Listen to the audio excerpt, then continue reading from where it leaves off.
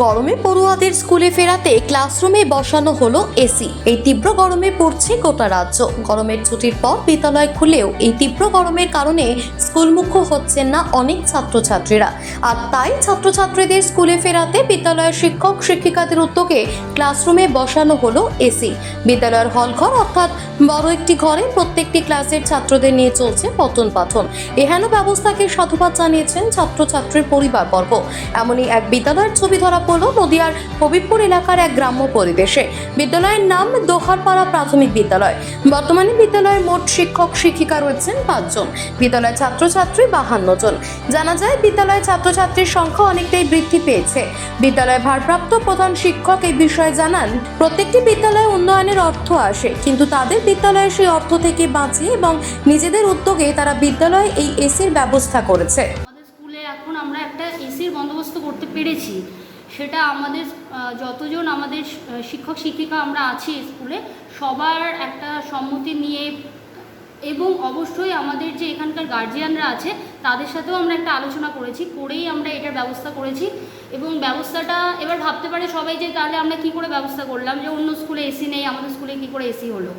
এবার এটা চিন্তাভাবনার মধ্যে দেখুন, পুরোটাই তো সরকারি সাহায্য, অন্য স্কুলেও যা পায় আমরাও তাই পাই।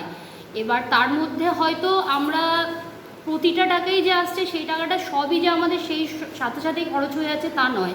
সেটা কোনো স্কুলেই হয় না, হয়তো অনেক স্কুলে হতে পারে, কিন্তু আমাদের স্কুলে আমরা একটু একটু তার মধ্যে থেকেই বাঁচিয়ে কিছু ব্যবস্থা করেছি। কিছুটা আমরা সমস্ত টিচাররা, তার সাথে কিছুটা নিজেরা সাহায্য করতে পেরে একটা এসির ব্যবস্থা করেছি, এই কারণে যাতে এই যে এখন গরম পড়লেই আমরা বাচ্চাদেরকে স্কুলে পাঠাচ্ছি না, কিন্তু তারা যেন স্কুলে এসে সুন্দরভাবে একটু পড়াশোনা করতে পারে। বিদ্যালয়ে এই চরম দাবদাহের মধ্যে বাচ্চাদের যাতে খুব বেশি অসুবিধা না হয় সে কারণের জন্য আমরা মাল্টিফেসিলিটেড একটা ক্লাসরুম, যে ক্লাসরুমে আমরা সকল বিদ্যালয়ের শিক্ষক শিক্ষিকা সমবেতভাবে আমাদের অরব বিদ্যালয়, অপর বিদ্যালয় পরিদর্শক মহাশয়ের সম্মতি নিয়ে এবং পঞ্চায়েত বা সেই সব জায়গাগুলোর পরামর্শ নিয়ে আমরা কিন্তু বিদ্যালয়কে একটা বাতানুকূল যন্ত্র অর্থাৎ এসি কিন্তু আমরা ইনস্টলেশন করতে পেরেছি, যার ফলে কিন্তু আমাদের একটা বিরাট সাড়া পড়ছে যে না, এই বিদ্যালয়তে শিক্ষক মহাশয়দের একটা বিরাট প্রচেষ্টা আছে।